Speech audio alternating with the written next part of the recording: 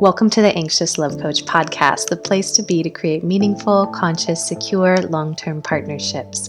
Here we talk relationship anxiety, relationship OCD, and creating healthy dynamics with your partners so that you can experience that secure, loving connection where you both feel committed and confident. My name is Natalie Kennedy, and I am your host. I'm a relationship anxiety coach and meditation teacher. I've had a practice for 8 years working with clients battling anxiety, and after experiencing an extraordinary shift in my own healing relative to relationships, now work to combine my experience as well as my training to help others trust themselves within relationship. I've been to the edge and back with my partner from my own experience with relationship anxiety and have come out the other side.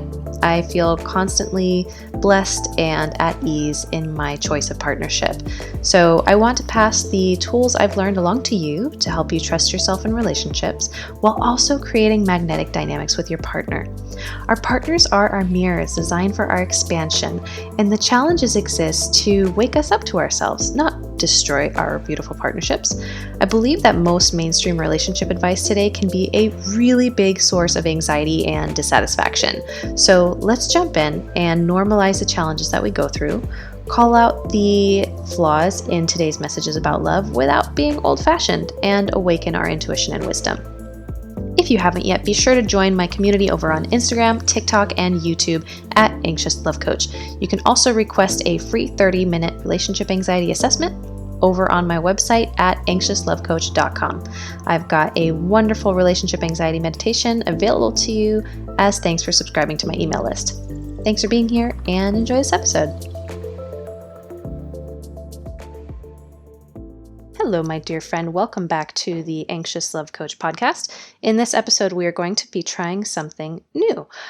I am hopeful that you have heard about or heard from my co-coach, Sheridan Ruth, who works for Anxious Love Coach and has her own one-on-one practice and helps me in my group programs. She is going to actually have her own episode today, doing something that I have always wanted to do, but actually have not been able to, which is review popular television series and movies, something I have a limitation with for the main reason that I don't actually enjoy watching TV. I'm better than you. Just kidding. That's my spiritual ego. Anyway, she watches a lot of TV shows and films and has a lot of wisdom to share, and I think it would be a very real limitation for her not to jump on and share her thoughts on that from the Anxious Love Coach philosophy.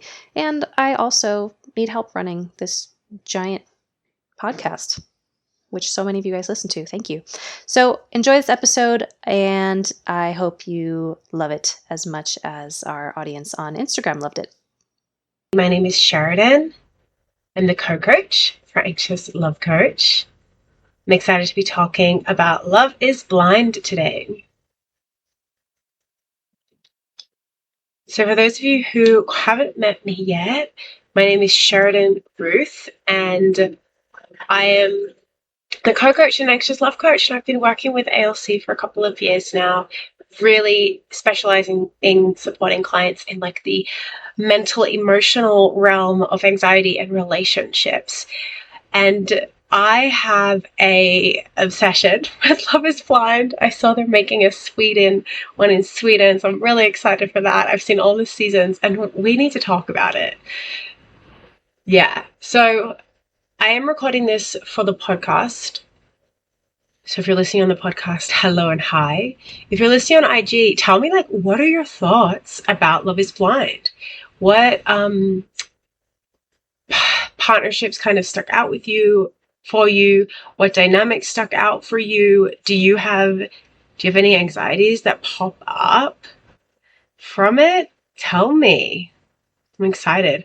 I've actually written down 4 moments that really stuck out to me that I want to go over. I want to gossip about. You ready?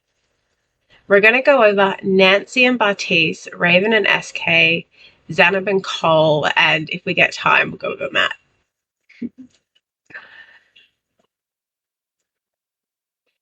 With Nancy and Bartise, there was a moment.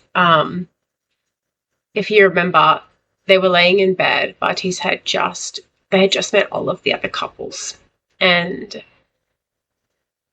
there was a moment where they were laying in bed and Bartise was telling Nancy how attractive he thought the other people were. I think he was talking about Colleen. Gosh, I forget things so quickly. Or Raven, and about how attractive she was. And he was speaking his opinions and his thoughts about her under the guise of being transparent. And Raven, thank you. Under the guise of being transparent and like honest and really all of these values, right? However, he was totally misattuned with the situation. And in my opinion, he was being really disrespectful. So what was really interesting was that Nancy kind of like assumed all of that information. And then you kind of saw it happening a little bit later on when they were talking about abortion, when they were talking about like the different finances and things like that with the house, where Nancy, what I understood from it was that they were seeing all of these incompatibilities, but she kept kind of almost fawning.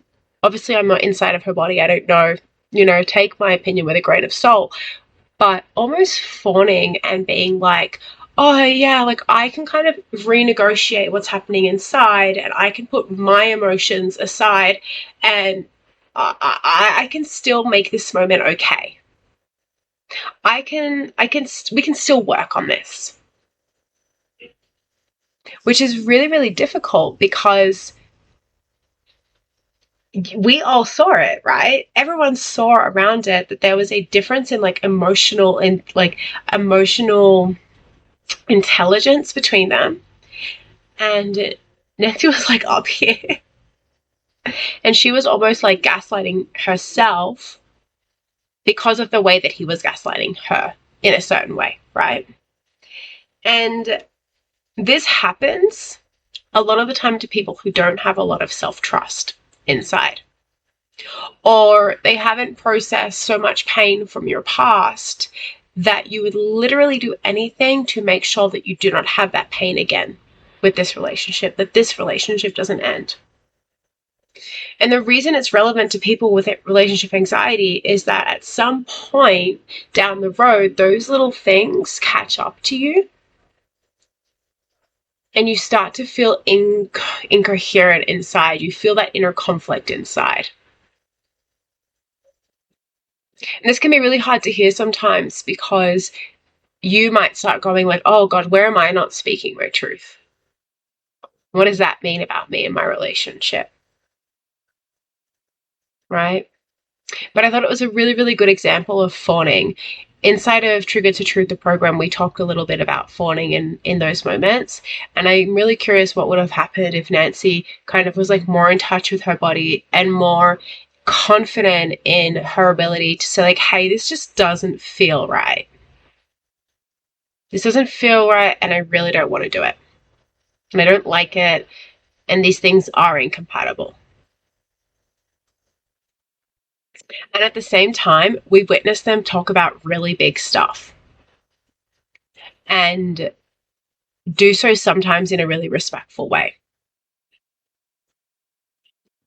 It begs the question as well, like, are your opinions on abortion a reason to break up?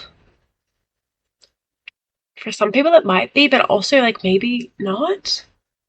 Maybe it will change in the future. That one had me really curious. I genuinely was like, I actually don't know the answer to this. I think only they did, and they did, right? But that one was really interesting because I didn't think that, especially around stuff with kids and stuff, like maybe it's not as black and white. And I think that's why it gets really anxiety inducing because there is no rule book as much as we can sit back and judge, right? I'm curious to know what your thoughts on Nancy and Bartise have been. Did you see the reunion? That was interesting.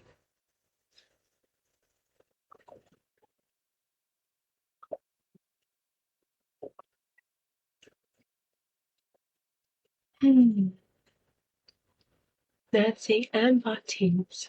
Okay, you read that in the comments. Let's talk about Raven and SK. Oh my God. This is actually the reason that I wanted to do this little series, Raven and SK. Because, okay, Raven and SK are my absolute favorite couple. Well, let me read this. The way Bartise brought up the abortion chat as soon as they met, his family was really awful. Like, he knew his sister would react like that, and he would want an exercise for it out. Yes, you're actually pointing out something really, really interesting. A lot of the behavior of the participants was like looking for an out. And Bartise's behavior in this situation, it kind of felt like, oh, we're looking for an out because something inside doesn't feel really good. Yeah.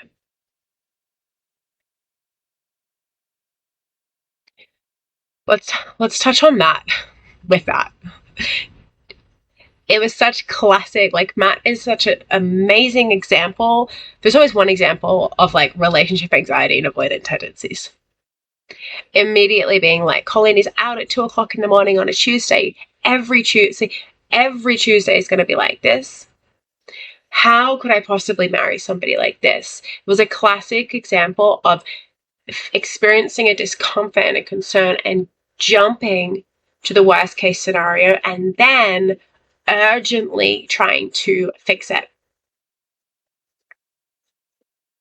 If we were to come back and we were to do like inner work around that, and we were to understand, we were to do processing about that, around that, and shadow work around that, and inner child work around that, and we were to give Matt the space to overcome his past experience being cheated on, then he would have come with so much more curiosity towards Colleen and been like, hey babe, like, why are you out?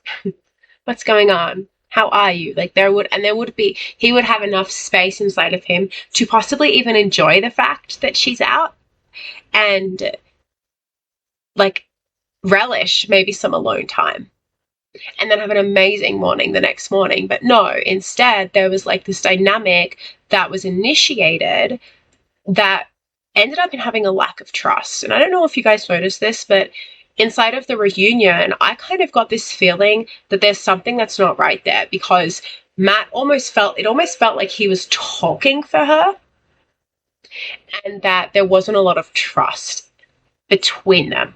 Like they were very, very in love, but it definitely felt like I can almost feel Matt's energy kind of like wanting to control the entire scenario.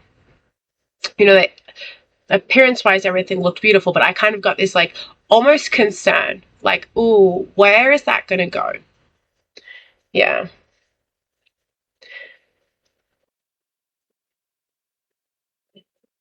Yeah. Yeah, I worry about Colleen a little bit as well. And I agree, but he seems to rely a lot on his family, which, and even like, this show is so wonderful because it's such a good way to like identify if you maybe have some own self-trust or some anxiety points of like places where you could share some love, right? Because Batista's like overconfidence and his reliance on what his family's thinking and looking for reassurance from his family is an example of having really low self-worth, of really low confidence. And so you can almost get introspective about that. Like, when in my life have I done that? Or in what parts of my life do I do that? Really interesting. Okay, back to Raven and SK. What do you guys think of Raven and SK? Do you like them? You rooting for them? What did you think about the fact that they, spoiler alert, said no at the aisle? My biggest thing with Raven and SK, they're my favorite couple, was that when they met, all of the other couples like got pretty physically intimate pretty much straight away, right? But Raven and SK chose not to, and they both felt really awkward almost with each other. And there were a couple of comments from Bartise, from different individuals, even from SK and Raven themselves, that they were really concerned about the lack of intimacy at the beginning of the relationship. This one annoyed me because, I didn't know SK cheated? Okay, I'm gonna have to process that separately and come back because I need to share my opinion on this and then I need to process what you just said. Okay, different. So my concern with SK and Raven was that because everyone was judging and saying, oh, like they haven't been physically intimate, they were almost like discounting the value of their connection. And the reason this is problematic is because we have suddenly decided as a society that when you meet, it's meant to be like this intense attraction and you can't get your hands off each other. And there were so many comments about this. And I felt really sad because I really do believe, like, regardless of what SK's done, like, there was a lot of love at that time. And there was a lot of connection. And, you know, considering the situation, you just met somebody, you know, like a pod, or you're just meeting them, and, you know, like, it would probably make sense for you to be a little bit like apprehensive to connect in that way, right? They're kind of a stranger a little bit. And maybe you're not the type of person who wants to be having really like an active sex life with people you've recently met, right? And I felt like they were judged so hardly, and it contributed to their own anxiety, that I felt really sad, because this belief that everyone has to have an intimate, crazy, passionate flame as soon as they arrive into their relationship is like based on what? Who decided that was true? Who decided that everyone works that way? Who decided that everyone wants to work that way? Who decided this?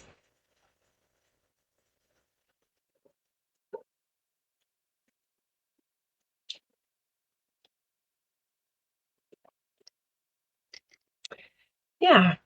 So I thought it was problematic because of that reason. Now, SK cheated. Interesting.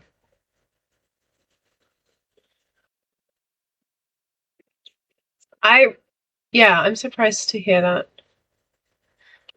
I wonder what happened. That's sad. That's sad. I loved how Raven was like, who was it? Cole? Or was it Bartise? I don't know. In the pool, and they were like, complimenting Raven. Raven was like, I know that you're only complimenting me because of my body. Yeah. And so, Alice, you're saying that men made this like, let's go have sex immediately. It's actually really interesting. There are a lot of studies that show that women actually have higher sex drives. So I don't know. I wouldn't be convinced that it was men. Um, Maybe it's like the patriarchy, but I think there's maybe even something else behind it, you know? The patriarchy is inside of men as much as it is inside of women. In fact, I think sometimes it's further and deeper inside of women. It's just a little bit more insidious. But men as a gender, I'm hesitant to say anything to say that would be true. Maybe patriarchal values, maybe oppression, maybe. We'll have to think about that one. Okay, guys, what do you think about Xanab and Cole? We need to talk about Xanab and Cole.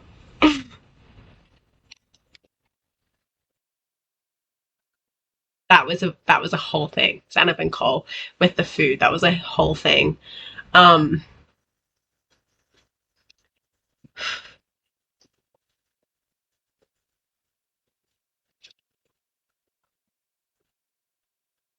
I actually don't have an answer as to like how we begot. I have some theories around how we got to be so like pushed in towards sex so quickly. I think it possibly is used to devalue women in an oppressive way, take control of women, impregnate them, make them depend on men. Disney movies, because it's much more profitable to sell passionate, crazy romance than it is like just the chilling out, getting to know each other slowly. Those are my theories. I would be curious for you to think about them as well. Yeah. Okay, Brie. Zay has really has an insecure lens with everything Cole said. I'm really happy that you said that. So yesterday when I posted inside of Instagram stories, I asked you guys what you were thinking. And I had a couple of people say like, wow, Cole was you know, like the whole situation with Cole and him being really abusive towards Zay. And I will definitely go ahead and say, like, I'm not condoning anything he did or said. I don't have the full story. I don't doubt that there were moments, especially relating to her appearance, that were really toxic, really hurtful, really insensitive. However, this is a really classic example of what happens when two pain bodies align. If you guys haven't read Eckhart Tolle's work on pain bodies, give it a read. But when two pain bodies align, and what I believe was happening was that, like, Cole kind of had this desire for a certain type of person, right? And he wasn't ready to not pursue that for some reason.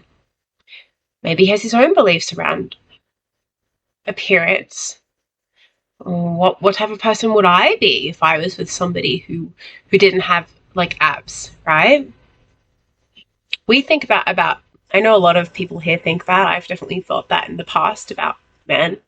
They probably do think about it with women as well. And I want to invite us to extend the same amount of grace towards our toxic parts that we might extend towards the other people's toxic parts. Doesn't mean that we need to withstand mistreatment, but I want us to have grace and compassion for our parts as well as other people's.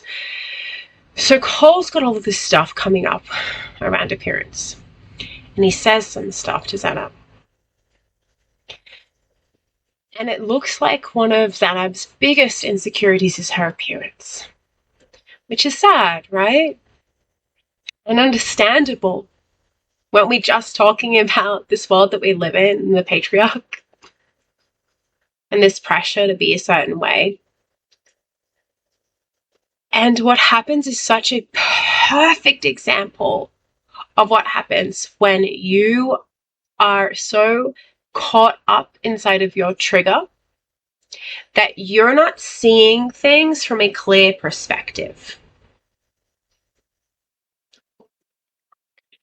So there were some comments about Xanab's appearance. Xanab internalized them, became passive aggressive and nitpicky instead of expressing them internally, externally, with her therapist, with her friends, doing that inner work, right? And then also externally saying, like, hey, maybe we don't speak about me in that way. Or maybe we find, like, validation somewhere else and whatever. And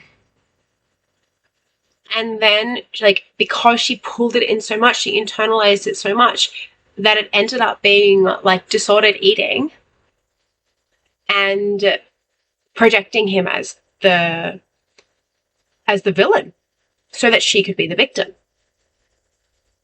Because it is so much easier, and I say this with so much love, it is so much easier to be the victim of somebody's bullying in your mind than to take responsibility for your own insecurities. Taking the example that they showed at the end of the reunion with the little cuties or whatever they're called, the mandarin things. You know, she was eating some snacks. She also ate the mandarins.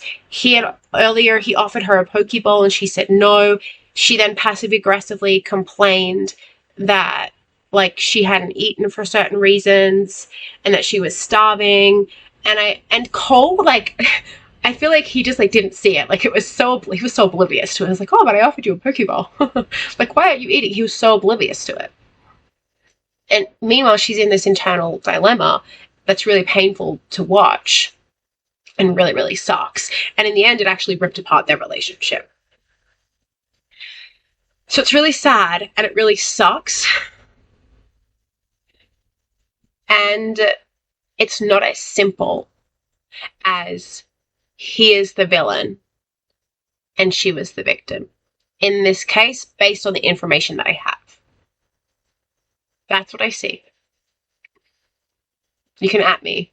Well, actually, don't at me if you don't agree, but yeah. So these are my thoughts. I thought it would be so fun to analyze it. Yeah, I'm going to stick around for a minute or two on side of IG. I'd love to hear your thoughts, your comments, your opinions, what you're watching, because now Love is Blind is over. What am I going to watch? But I'm going to sign off of the podcast. Thank you everyone for listening. Keep enjoying our stuff. Usually this is when I would say, oh, we have like a resource for you, but I'm not actually selling anything in the moment, so I don't know. If you're interested in working one-on-one with me, go ahead to the website and you'll find all of my one-on-one information. I should have maybe 2 more openings left. Sending much love.